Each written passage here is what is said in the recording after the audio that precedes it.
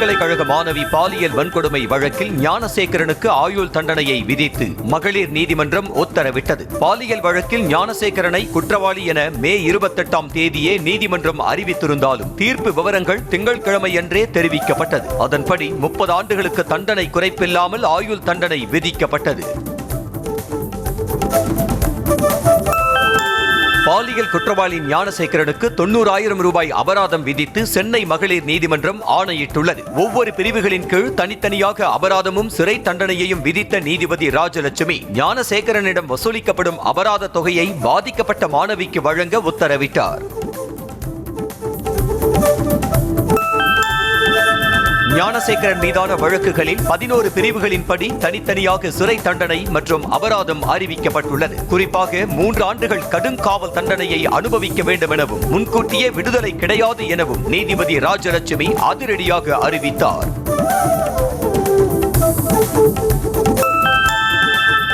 Sir என்ற வார்த்தையை பெண்ணை ஏமாற்றும் நோக்கத்திலேயே ஞானசேகரன் பயன்படுத்தியதாக நீதிபதி ராஜலட்சுமி வழங்கிய தீர்ப்பில் தெரிவிக்கப்பட்டுள்ளது. தன்னை பல்கலைக்கழக ஊழியர் போல காட்டிக் கொள்வதற்காகவும் பெண்ணை மிரட்டவும் தான் சார் என்ற வார்த்தையை பயன்படுத்தியது நிரூபணமாகியிருப்பதாகவும் குறிப்பிடப்பட்டுள்ளது. நன்னடத்தை காரணமாக விடுவிப்பது போன்ற எந்த ஒரு சலுகையும் பாலியல் குற்றவாளி ஞானசேகரனுக்கு கிடையாது என அரசு வழக்கறிஞர் மேரி ஜெயந்தி திட்டவட்டமாக தெரிவித்துள்ளார். மேலும் ஏக காலத்தில் ஆயுள் தண்டனையை அனுபவித்தே ஆக வேண்டும் என்ற அரசு வழக்கறிஞர் ஞானசேகரன் மேல்முறையீடு செய்வதற்கும் வாய்ப்புள்ளது என்றும் கூறினார். பல்கலைக்கழக மாணவி பாலியல் வன்கொடுமை வழக்கில் சார் என யாரும் கிடையாது என அரசு வழக்கறிஞர் மேரி ஜெயந்தி விளக்கம் அளித்துள்ளார். சம்பவம் நடந்தபோது ஞானசேகரனின் செல்போன் ஏரோப்ளேன் மோடில் இருந்தது அறிவியல் பூர்வமாக நிரூபணமாகி இருப்பதாகவும் ஆவணங்கள் மட்டுமின்றி அதனை கண்டறிந்த நிபுணர்களும் ஆஜராகி வாக்குமூலம் அளித்ததாகவும் தெரிவித்தார். ஞானசேகரன் வழக்கில் வேறு ஒருவர் இருந்திருந்தால் நீதிமன்றமே தாமாக முன்வந்து விசாரித்திருக்கும் என அரசு வழக்கறிஞர் விளக்கம் அளித்துள்ளார். மேலும் சம்பவம் நடந்தபோது ஞானசேகரனின் செல்போன் ரிங்டோன் எதுவும் கேட்கவில்லை என பாதிக்கப்பட்ட மாணவியே கூறியதாகவும் தகவல் தெரிவித்துள்ளார். பெண்கள் பாதுகாப்பு பற்றி வேடம் போடுபவர்களுக்கு தமிழ்நாடு காவல்துறை செயலால் பதில் அளித்திருக்கிறது என முதலமைச்சர் மு க ஸ்டாலின் பெருமிதம் தெரிவித்துள்ளார். இளம்பெண் ஒருவருக்கு நிகழ்ந்த அநீதியில் கூட அரசியல் ஆதாயம் தேட நினைக்கும் சின்ன புத்தி கொண்ட சிலரின் எண்ணம் தவிடு பொடியாகிவிட்டதாகவும் பதிலடி தந்துள்ளார். பாலியல் குற்றவாளிகளுக்கு முன் விடுதலை கிடையாது என அண்மையில் கொண்டு வந்த சட்ட திருத்தத்திற்கு ஏற்ப சலுகை இல்லாமல் கடுங்காவல் தண்டனை விதித்திருப்பதாக முதலமைச்சர் மு க ஸ்டாலின் பெருமிதம் தெரிவித்துள்ளார். மேலும் உயர்நீதிமன்றமே பாராட்டிய வகையில் வழக்கினை நியாயமாகவும் விரைவாகவும் 5 மாதத்தில் நடத்தி முடித்து தண்டனை பெற்று தந்திருப்பதாகவும் அவர் குறிப்பிட்டுள்ளார். திமுக அனுதாபி ஞானசேகரனை காப்பாற்ற அரசு எத்தனையோ சித்து வேலைகளை செய்ததாக எதிர்க்கட்சித் தலைவர் எடப்பாடி பழனிசாமி குற்றம் சாட்டியுள்ளார். மேலும் ஞானசேகரன் மட்டுமே குற்றவாளி என்று அவசரமாக இந்த வழக்கை முடிப்பதற்கு திமுக அரசு நினைத்ததாகவும் சரமாரியாக புகார் தெரிவித்துள்ளார். சாரை காப்பாற்றியது யார் என்ற கேள்விக்கு அதிமுக ஆட்சி அமைந்ததும் பதில் கிடைக்கும் என எடப்பாடி பழனிசாமி உறுதி அளித்துள்ளார். இது தொடர்பாக அவர் வெளியிட்டுள்ள சமூக வலைதள பதிவில் ஸ்டாலின் சாரே நினைத்தாலும் அந்த சாரை யாராலும் காப்பாற்ற முடியாது என திட்டவட்டமாக தெரிவித்துள்ளார். இல்லாத சார்களை உருவாக்கி இழிவான அரசியல் செய்யும் ஒரே சார் பழனிசாமி தான் என அமைச்சர் ரகுபதி கடுமையாக சாடியிருக்கிறார். குறிப்பாக உயர்நீதிமன்றமே தலையில் கொட்டிய போதும் திருந்தாமல் யார் அந்த சார் என கேட்டு இபிஎஸ் பெண்களை அச்சுறுத்தி வந்ததாகவும் ரகுபதி கடுமையாக விமர்சித்துள்ளார். ஞானசேகரனை காப்பாற்ற திமுக முயற்சி செய்தது என்று நிரூபித்தால் அதனை எதிர்கொள்ள தயார் என திமுக அமைப்பு செயலாளர் RS பாரதி சவால் விடுத்துள்ளார். அத்தோடு கெட்டிக்காரன் புழுகு 8 நாட்கள் என்றால் எடப்பாடி பழனிசாமியின் புழுகு 5 மாதம் எனவும் விமர்சனம் செய்துள்ளார்.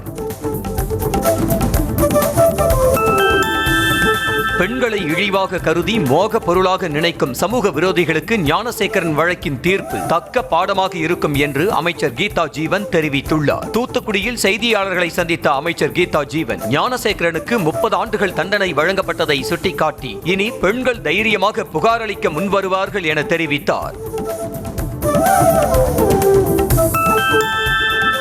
பல்கலைக்கழக மாணவி பாலியல் வன்கொடுமை வழக்கில் யாரோ ஒருவர் காப்பாற்றப்படுகிறார் என்ற ஆதங்கம் தனக்கு இருப்பதாக பாஜக மூத்த தலைவர் தமிழிசை சவுந்தரராஜன் தெரிவித்துள்ளார். இது தொடர்பாக செய்தியாளர்களிடம் பேசிய அவர், யார் அந்த சார் என்ற கேள்விக்கு இன்று வரை விடை கிடைக்கவில்லை என குற்றம் சாட்டியுள்ளார்.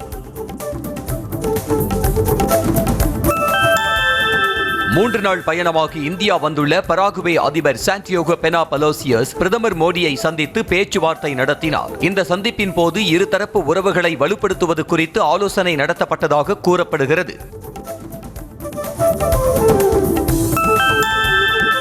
ஒரு நகரின் தூய்மை என்பதில் அரசுக்கும் தூய்மை பணியாளர்களுக்கும் எவ்வளவு பொறுப்பு உள்ளதோ அதே அளவு பொறுப்பு பொதுமக்களாகிய நமக்கும் உள்ளதாக மக்களுக்கு முதலமைச்சர் மு.க. ஸ்டாலின் அறிவுறுத்தியுள்ளார். இதுகுறித்து அவர் வெளியிட்டுள்ள எக்ஸ் பதிவில், குப்பைகளை தரம் பிரித்து அதற்குரிய இடத்தில் போடும் குறைந்தபட்ச நாகரீக பண்பு இன்றியமையாதது என வலியுறுத்தியுள்ளார்.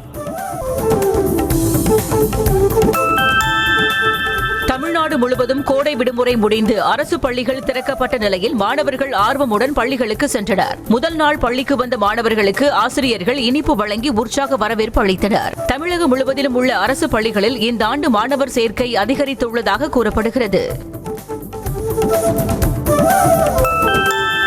கோடை விடுமுறை முடிந்து பள்ளிகள் திறக்கப்பட்ட நிலையில் சென்னை திருவல்லிக்கேணியில் உள்ள அரசு மற்றும் அரசு உதவி பெறும் பள்ளி மாணவர்களுக்கு முதலமைச்சர் மு.க. ஸ்டாலின் புதிய பாடநூல்கள், சீருடைகள் உள்ளிட்ட கல்வி உபகரண பொருட்களை வழங்கி வாழ்த்து தெரிவித்தார். மேலும் வகுப்பறையில் மாணவர்களுடன் அமர்ந்து ஆசிரியர் பாடம் நடத்தியதை முதல்வர் கண்காணித்தார்.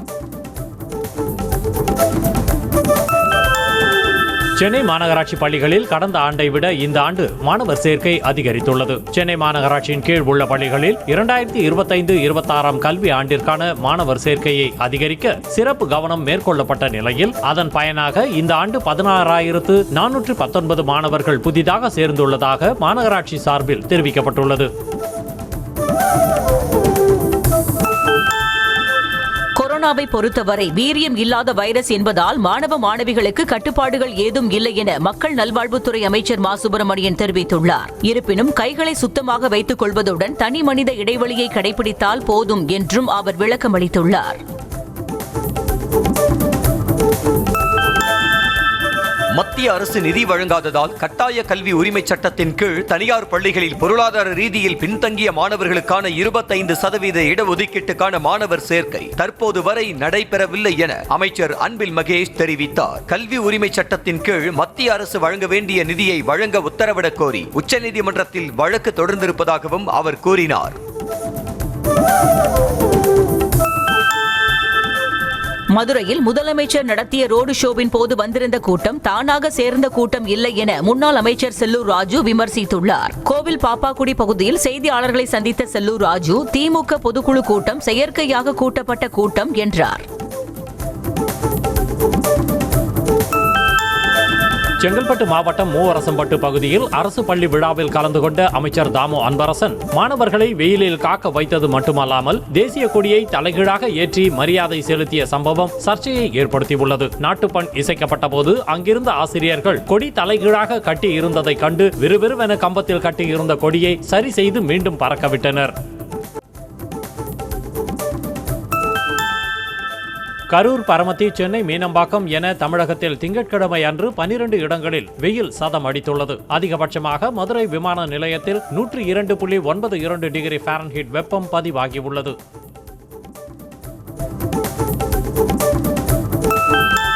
தமிழகத்தில் 2ஆம் தேதி முதல் 4ஆம் தேதி வரை அதிகபட்ச வெப்பநிலை 2 முதல் 3 டிகிரி செல்சியஸ் வரை அதிகமாக இருக்கக்கூடும் என வானிலை மையம் தெரிவித்துள்ளது. அதிக வெப்பநிலையும் அதிக ஈரப்பதமும் இருக்கும் நிலையில் சில பகுதிகளில் அசௌகரியம் ஏற்படலாம் என வானிலை மையம் எச்சரிக்கை விடுத்துள்ளது. சென்னையில் ஆபரண தங்கத்தின் விலை ஒரே நாளில் இருமுறை உயர்ந்து சவரன் 72,000 ரூபாயை கடந்திருக்கிறது. காலை நிலவரப்படி தங்கம் ஒரு சவரன் 240 ரூபாய் அதிகரித்து 71,600 விற்பனையானது. இந்நிலையில் மாலை மீண்டும் தங்கத்தின் விலை சவரனுக்கு 880 ரூபாய் அதிகரித்து 72,480 ரூபாய்க்கு விற்பனை செய்யப்பட்டது.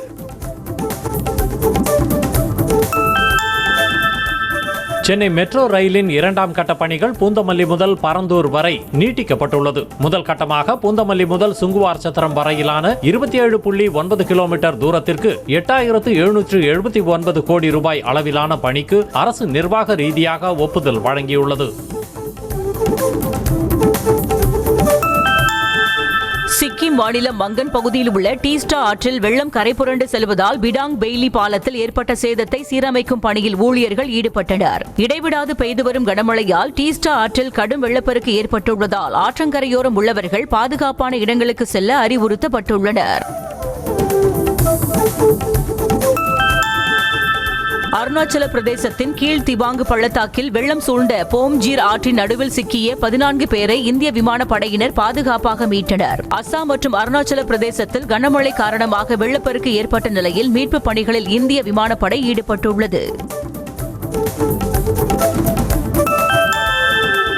மிசோரமில் பலத்த காற்றுடன் இடைவிடாது வெளுத்து வாங்கிய கனமழையால் கட்டடங்கள் இடிந்து சேதமாயின. வடகிழக்கு மாநிலங்களில் பெய்து வரும் கனமழையால் பெரும் சேதம் ஏற்பட்டுள்ளது. மக்கள் பலர் பாதிக்கப்பட்டுள்ள நிலையில் மீட்பு பணிகள் தீவிரமாக நடைபெற்று வருகிறது. வடக்கு சிக்கிமின் சாட்டன் பகுதியில் உள்ள ராணுவ முகாமில் ஏற்பட்ட நிலச்சரிவில் சிக்கி 3 ராணுவ வீரர்கள் உயிரிழந்தனர். மேலும் ராணுவ வீரர்கள் 9 பேர் மாயமான நிலையில் அவர்களை தேடும் பணி தீவிரமாக நடைபெற்று வருகிறது.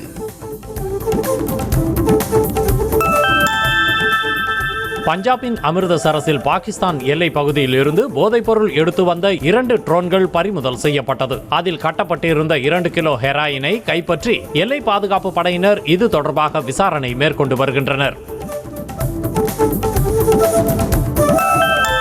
டெல்லி ஜங்புராவில் 4 தலைமுறைகளாக வாழ்ந்து வந்த தமிழர்களின் குடியிருப்புகள் இடித்து அகற்றப்பட்டதால் பலர் தாங்கள் வாழ்வாதாரங்களை இழந்துள்ளனர். பாதிப்புக்குள்ளான மக்கள் தமிழ்நாட்டுக்கு திரும்பினால் உதவிகள் செய்யப்படும் என்று கூறியதை முதலமைச்சர் மு.க. ஸ்டாலின் நிச்சயம் செயல்படுத்த வேண்டும் என்று வலியுறுத்தப்பட்டுள்ளது.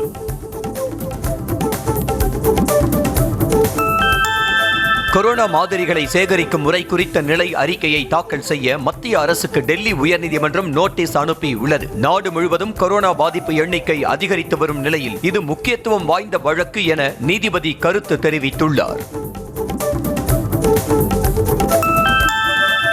அதிமுக முன்னாள் அமைச்சர் விஜயபாஸ்கர் மீதான சொத்து குவிப்பு வழக்கு விசாரணையை ஜூன் 16ஆம் தேதிக்கு ஒத்திவைத்து புதுக்கோட்டை மாவட்ட நீதிமன்றம் உத்தரவிட்டது. கடந்த அதிமுக ஆட்சியில் சுகாதாரத்துறை அமைச்சராக இருந்த விஜயபாஸ்கர் வருமானத்திற்கு அதிகமாக 35 கோடியே 79 லட்சம் ரூபாய் சொத்து சேர்த்ததாக லஞ்ச ஒழிப்புத்துறை வழக்கு பதிவு செய்திருக்கிறது. எரிஉலை திட்டத்திற்கு எதிர்ப்பு தெரிவித்து சென்னை தண்டையார்பேட்டை அருகே அதிமுகவினர் கழுத்தில் மண்டை ஓடு அணிந்து நூதன ஆர்ப்பாட்டத்தில் ஈடுபட்டனர். கொடுங்கையூர் பகுதியில் உள்ள குப்பை மேட்டில் எரிமலை அமைப்பதால் மக்களுக்கு நோய் தொற்று ஏற்படும் அபாயம் உள்ளதாக கூறி அதிமுக மாவட்ட செயலாளர் தலைமையில் ஆர்ப்பாட்டம் நடைபெற்றது.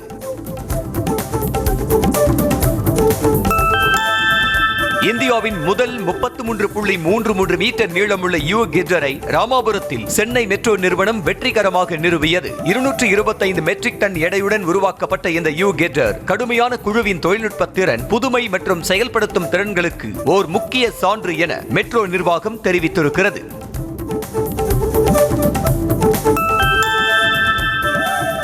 அதிகாரிகளின் அலட்சிய போக்கால் அரசு வேலை கிடைக்கும் வாய்ப்பு பறிபோகும் நிலை ஏற்பட்டுள்ளதாக பள்ளிக் கல்வித்துறை வளாகத்தில் மாற்றுத்திறனாளி ஆசிரியர்கள் புகார் அளித்துள்ளனர். இடைநிலை ஆசிரியர் பணிக்கு விண்ணப்பித்து தகுதி தேர்வில் நல்ல மதிப்பெண்கள் எடுத்தும் மாற்றுத்திறனாளிகள் என கோப்புகளில் அதிகாரிகள் பதிவிடாத காரணத்தினால் பணி வாய்ப்பு பறிபோவதாக தெரிவித்தனர்.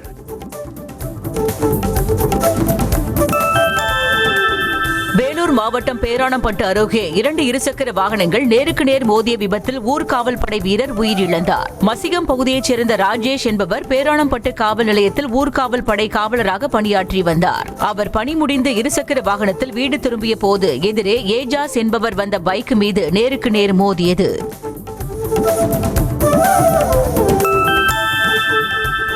திருவள்ளூர் மாவட்டம் திருத்தணி அருகே ரயிலின் மின்சார கம்பி மீது விழுந்த தார்பாய் காரணமாக திருப்பதி நோக்கி சென்ற வந்தே பாரத் ரயில் மற்றும் மின்சார ரயில் சுமார் 1 மணி நேரம் நிறுத்தப்பட்டதால் பயணிகள் கடும் அவதியடைந்தனர். சில பயணிகள் ரயிலில் இருந்து இறங்கி நடந்தே சென்றனர்.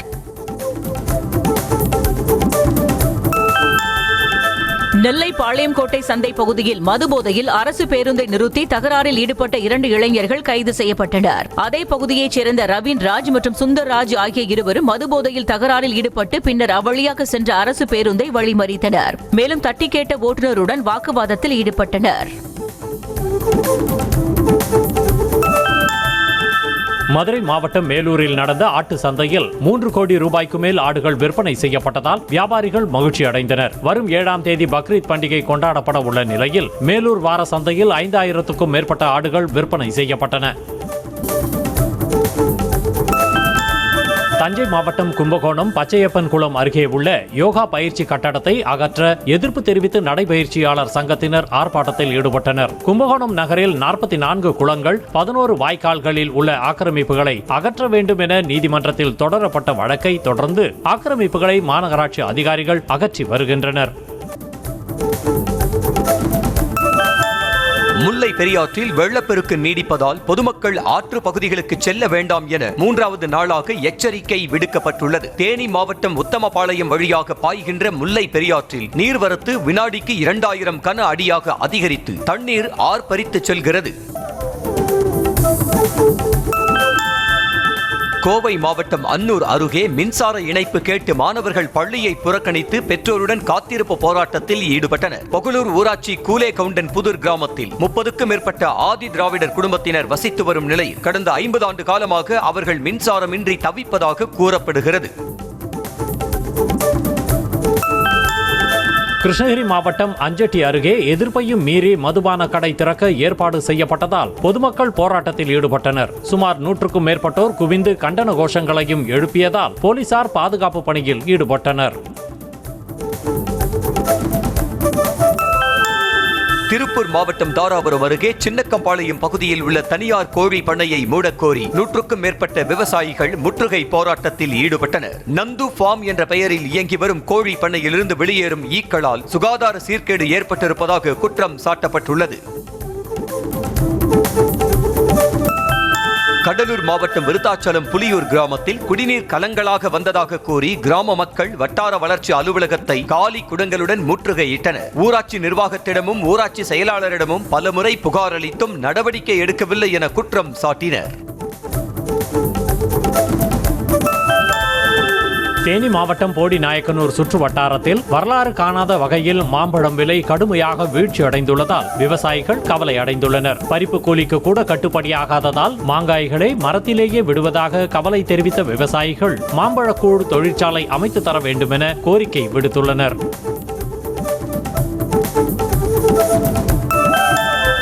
சென்னை திருவொற்றியூரில் உள்ள சுரங்கப்பாதை சீரமைப்பு பணிகள் மந்தமாக நடப்பதால் ரயில்வே தண்டவாளத்தை ஆபத்தான முறையில் மக்கள் கடந்து செல்கின்றனர். சிலர் ஆபத்தை பொருட்படுத்தாமல் சிக்னலில் தண்டவாளத்தில் நிறுத்தப்பட்டிருக்கும் சரக்கு ரயில்களுக்கு அடியிலும் புகுந்து செல்கின்றனர்.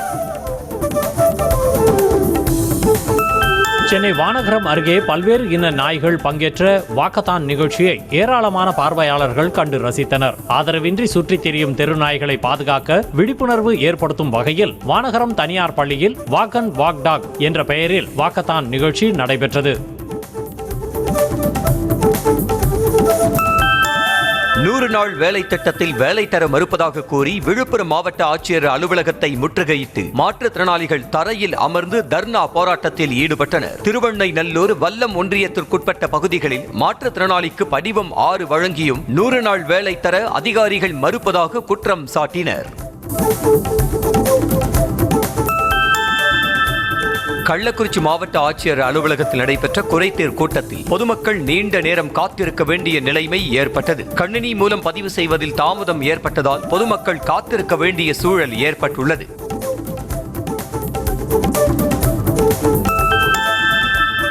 தஞ்சையில் உள்ள அரசு உதவி பெறும் பள்ளியில் முதல் நாளில் மாணவ மாணவிகளுக்கு மாலை அணிவித்து மங்கள வாத்தியங்களுடன் ஊர்வலமாக வகுப்பறைக்கு அழைத்துச் செல்லப்பட்டு வரவேற்பு அளிக்கப்பட்டது. இதனால் மாணவர்கள் மற்றும் பெற்றோர் உற்சாகமடைந்தனர்.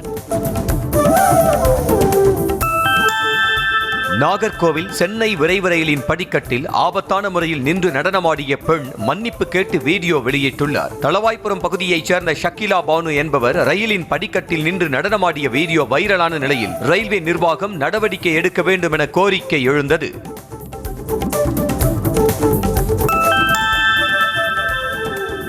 நெல்லை மாவட்டம் முக்கூடல் அருகே பாண்டியாபுரம் பகுதியில் கடந்த 4 நாட்களாக குடிநீர் வராததால் பொதுமக்கள் சிரமத்திற்கு உள்ளானதாக குற்றம் சாட்டினர். வாகனத்தின் மூலம் விநியோகம் செய்யப்படும் குடிநீரும் கலங்கலாக இருப்பதாக தெரிவித்த மக்கள் சுத்தமான குடிநீர் வழங்க கோரிக்கை விடுத்தனர்.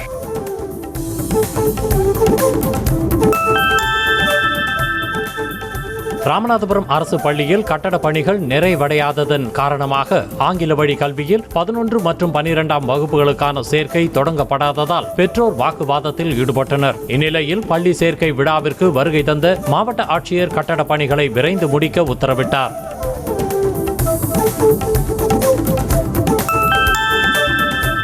மதுரை மாவட்டம் உசிலம்பட்டியில் சட்டவிரோதமாக வீட்டில் பதுக்கி வைக்கப்பட்டிருந்த 8 லட்சம் ரூபாய் மதிப்பிலான பட்டாசுகளை போலீசார் பறிமுதல் செய்தனர். வீட்டின் உரிமையாளர் பாண்டீஸ்வரியிடம் நடத்திய விசாரணையில் அவர் பெட்டிக்கடை வைத்திருப்பதும் சட்டவிரோதமாக பட்டாசுகளை விற்பனை செய்வதும் தெரிய வந்தது. இத்தாலியில் உள்ள உலக புகழ்பெற்ற எட்னா எரிமலை மீண்டும் வெடித்தது. பல இடங்களில் வெடித்து சிதறிய எரிமலையை கண்டு சுற்றியிருந்த சுற்றுலா பயணிகள் ஓட்டம் பிடித்த காட்சி வெளியாகியுள்ளது.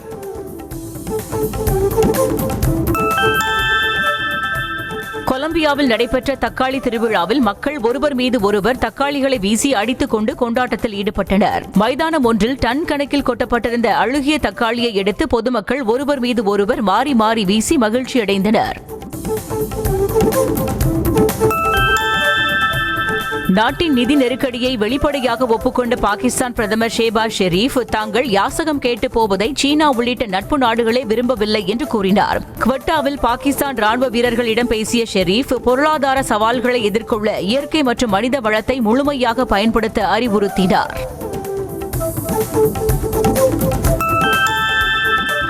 வடக்கு கொலம்பியாவின் நோர்டே டி சாண்டாண்டரில் குறுகிய வீதியில் நடைபெற்ற நீர் சறுக்கல் விளையாட்டை பொதுமக்கள் கண்டு ரசித்தனர். இயற்கை வளங்கள் நிறைந்த இந்த பகுதி சட்டவிரோத போதைப் பொருள் கடத்தலுக்கு முக்கியத்துவம் வாய்ந்த பகுதியாக கருதப்படுகிறது. இதனால் உலக நாடுகளுக்கு இப்பகுதியின் மீதுள்ள பிம்பத்தை மாற்றும் வகையில் இந்த விளையாட்டு நடத்தப்பட்டது. சர்வதேச ஒருநாள் கிரிக்கெட் போட்டிகளில் இருந்து ஓய்வு பெறுவதாக ஆஸ்திரேலிய அணியின் ஆல்ரவுண்டர் கிளென் மேக்ஸ்வெல் அறிவித்தார். அடுத்த ஆண்டு நடைபெறவுள்ள T20 உலகக்கோப்பைக்கு கவனம் செலுத்தும் வகையில் இந்த முடிவை அவர் எடுத்துள்ளார். இதுவரை 149 சர்வதேச ஒருநாள் போட்டிகளில் விளையாடியுள்ள மேக்ஸ்வெல் 3990 ரன்கள் அடித்ததோடு 77 விக்கெட்டுகளை வீழ்த்தியுள்ளார்.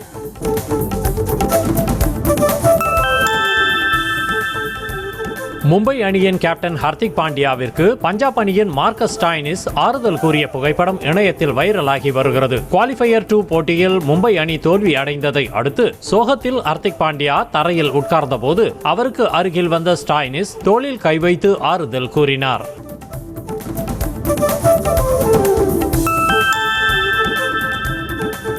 வெஸ்ட் இண்டீஸ் அணிக்கு எதிரான ஒருநாள் கிரிக்கெட் தொடரை 2-0 என இங்கிலாந்து அணி கைப்பற்றியது. இங்கிலாந்தில் சுற்றுப்பயணம் மேற்கொண்ட வெஸ்ட் இண்டீஸ் அணி 3 ஒருநாள் 3 T20 போட்டிகள் கொண்ட தொடரில் விளையாடுகிறது. முதல் போட்டியை இங்கிலாந்து வென்றிருந்த நிலையில் இரண்டாவது போட்டியையும் 3 விக்கெட் வித்தியாசத்தில் வென்றது.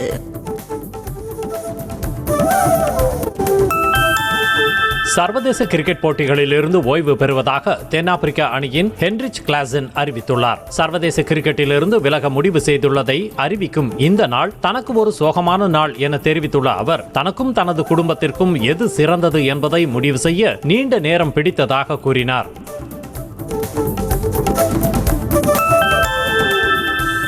வங்கதேசத்திற்கு எதிரான T20 கிரிக்கெட் தொடரை பாகிஸ்தான் அணி 3-0 என கைப்பற்றியது. பாகிஸ்தானில் சுற்றுப்பயணம் மேற்கொண்டுள்ள வங்கதேச அணி 3 போட்டிகள் கொண்ட T20 தொடரில் பங்கேற்றது. முதல் 2 போட்டிகளில் பாகிஸ்தான் வென்றிருந்த நிலையில் 3வது மற்றும் கடைசி போட்டி நேற்று நடைபெற்றது. அதில் 6 விக்கெட் வித்தியாசத்தில் வங்கதேசத்தை வீழ்த்தி பாகிஸ்தான் தொடரை வென்றது.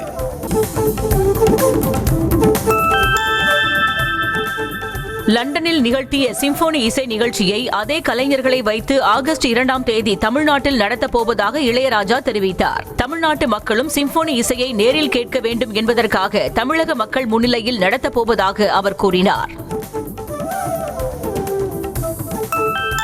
வேலூரில் விபத்தில் மூளைச்சாவு அடைந்த மாணவனின் உடல் உறுப்புகள் தானம் செய்யப்பட்டது. சிவராஜபுரம் பகுதியைச் சேர்ந்த சுரேந்தர் என்பவர் கடந்த 31ஆம் தேதி மேலக்குப்பம் சாலையில் பைக்கில் சென்று கொண்டிருந்த போது நிலை தடுமாறி கீழே விழுந்து விபத்தில் சிக்கினார்.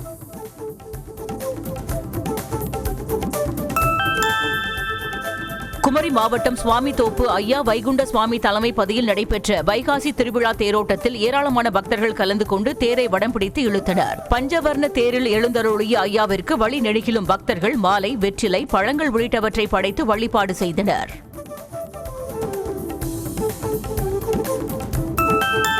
மயிலாடுதுறை அருகே மாதிரிமங்கலம் அருள்மிகு சிரசாயி மகா மாரியம்மன் கோவில் தீமிதி திருவிழாவை முன்னிட்டு பால்குடம் ஊர்வலம் நடைபெற்றது. 200க்கும் மேற்பட்ட பக்தர்கள் பால்குடம் எடுத்து வந்து நேர்த்தி கடனை நிறைவேற்றினர். பக்தர்கள் கொண்டு வந்த பாலை கொண்டு அம்மனுக்கு சிறப்பு அபிஷேகம் மற்றும் சந்தன காப்பு அலங்காரம் செய்யப்பட்டு மகா தீபாராதனை நடைபெற்றது.